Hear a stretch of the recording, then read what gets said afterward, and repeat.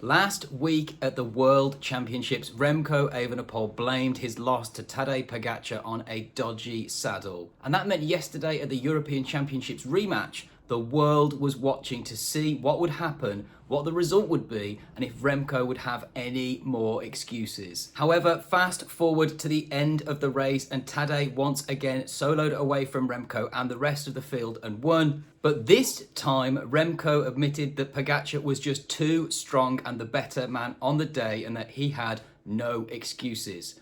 Or did he? Because we're going to take a look at what he said, why it matters, what Pogačar had to say, and what that means for the Remco and Pogačar rivalry going forward. So to quickly recap the controversy from last week and yesterday's result. At the Worlds, Remco blamed losing out to Tadej on the fact that he had a bad saddle on his bike and had to do not just one, but 2 bike swaps. And that upset a lot of fans because he didn't give Pogačar the credit that he clearly deserved. And it felt like he was making excuses rather than just admitting that Tadej was the better man. And yesterday at the European Championships, the rematch was highly anticipated, featuring not just Remco and Pogačar, but a much stronger field than the Rwandan Worlds. And isolated on his own against 4 Belgium riders, Pogačar decided to take matters into his own hands and launched a devastating, brutal attack that tore apart the field. Initially, Remco was able to follow Tadej's acceleration and they pulled away from the rest of the field. But before too long, Remco was also dropped, and with 3 kilometers of the climb remaining, Tadej was solo and trying to get as much time as he could. But Tadej never looked in danger. He was comfortable, he paced it perfectly, and he destroyed the field and showed his absolute dominance once again. So everyone was curious to see what Remco was going to say after the race and if he was going to have another excuse up his sleeve.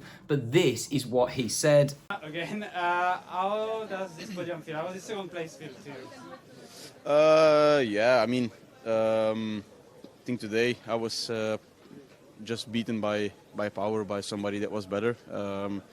If you see at the time gaps, it's I mean, we are quite close, and then the rest is really far. So in the end, it showed that Tadej was just on another super good day. I was on a good day, and I just tried the maximum to beat him. But he shows again why he's the best of the world. Yeah, however. So that was interesting because that is the polar opposite from what Remco was saying last week. He doesn't look annoyed this week. He looked ragingly angry last week. And perhaps he felt a little bit of backlash from the comments that he said because I think a lot of people criticised those. So I wonder if this is his way of sort of apologising to Pog, or maybe trying to make it clear that he isn't making excuses and that he does say that Pogačar is the better man. So we have to give him credit for that. He has put his hand up there and just said, I didn't have the power, Pogačar was stronger. So it doesn't seem like he's making any excuses, but he does say something else that you might interpret as an excuse. You might call it a justification, but this is what else he has to say. With the group, you came back at around 20 seconds. I guess, Yeah. What was going on in your mind? Because we saw that you were patient, that you showed to the other, that you were waiting for them until a certain point when it couldn't work anymore. Tell us about this moment. Yeah, it was pretty frustrating because if you would turn, if everybody would really work properly to close the gap, I think we would come back. But some guys had orders to not ride, which are race tactics, so we have to accept that. But in the end, yeah, it's a bit of a shame because I think we could have come back at that point, especially with 4 in the tail end and in the headwind. It would have been possible. So yeah, maybe I should have gone earlier to get rid of them. But in the end, yeah, no regrets. I think after the race, it's always easier to talk. So I just did my best, and in the end, it's another second place.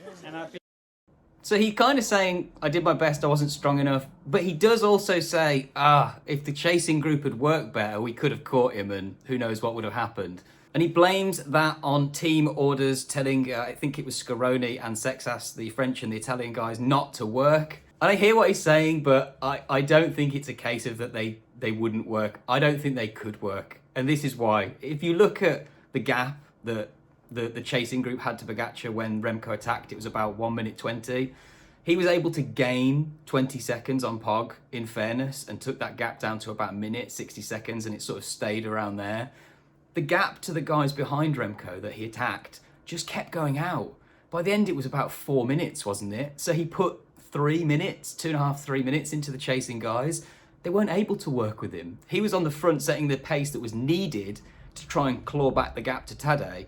and they were struggling to hold on to the wheel. There were a couple of times when Scaroni nearly got dropped just sitting at the back. And to counter that as well, Ayuso was also getting annoyed with Remco because Ayuso was trying to work with him. If you look at what happened to Ayuso after he tried to work with Remco, he absolutely popped. He cracked and he ended up not finishing in the top 5. He came 6th.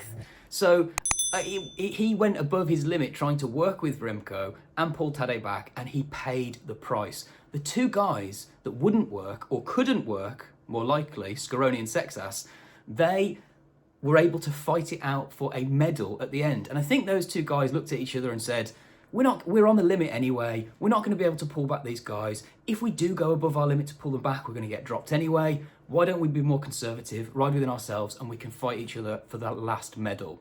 I think that made total sense, and I understand why Remco would be frustrated in his own words as he says by that, but I just don't think it's realistic to expect that those guys would go into the red to try and catch Pogačar and throw away their own medal chances when they haven't realistically got a chance at the win anyway. It's kind of on Remco. Remco's the only guy strong enough to bring back Pogačar. You know, he was 60 seconds behind Pog, but then, as we say, it was another 3 minutes to the group behind. It just shows that Pogačar was way better than Remco, but Remco was way, way better than everyone else. And those two guys are so far ahead, it's just not feasible. Team tactic worked because you checked the race. I think before Tadej wanted it to be checked. Yeah, exactly. We did what we had in mind. Everybody was on a good day. Everybody did his job, and yeah, we were never in defense mode until Tadej attacked. So I think we did really well. So yeah, happy with the teamwork, happy with the collaboration of everybody, and in the end we go home with another silver in the road race. So. Which is good, but of course not what we wanted. But I think, yeah, we have to accept it and look forward again. So that's a very different tone from Remco. And it's good to hear him give Pogačar the credit he deserves, even if that does come with a little bit of an asterisk. Whilst he does mention the group behind, I don't think he's really using that as a main excuse. It's just we might have caught him and then who knows what would have happened. Cycling fans notice this stuff. Excuses get remembered, but so does humility. Look at Pogačar gifting that win to McNulty the other week. By admitting Pogačar was better, Remco now changes the conversation. It shows, dare I say, growth, maybe even maturity. And it also sets up the Pogačar versus Remco rivalry perfectly going forward. Pogačar keeps proving he's the benchmark, and now Remco acknowledges it. But here's the question. Will that continue at Lombardia and in 2026? Can Remco actually beat Pogačar straight up in either a Grand Tour or a one-day race? Or is he locked into second place when Pogačar's on form? Let me know what you think down below. It's a tricky one to say, although it has to be said, when he's on form, nobody can compete with Pogačar. And in the last video, I mentioned that Pogačar was not just a great loser, but a great winner as well. And there was evidence of that in his remarks after the race, because when he was interviewed, he had this to say. After the World Championships, European Championships, we would say nothing new. You dominated this race as usual. I mean, yeah, I find myself in the front, and I try to keep the good gap around 1 minute. I know it's a comfortable gap, but yeah, it was never. I don't think it was super dominant. Remco was really good and always chasing me. And yeah, I could not give up until the finish line. I had to push really, really hard, and yeah, I'm happy it's over and another title.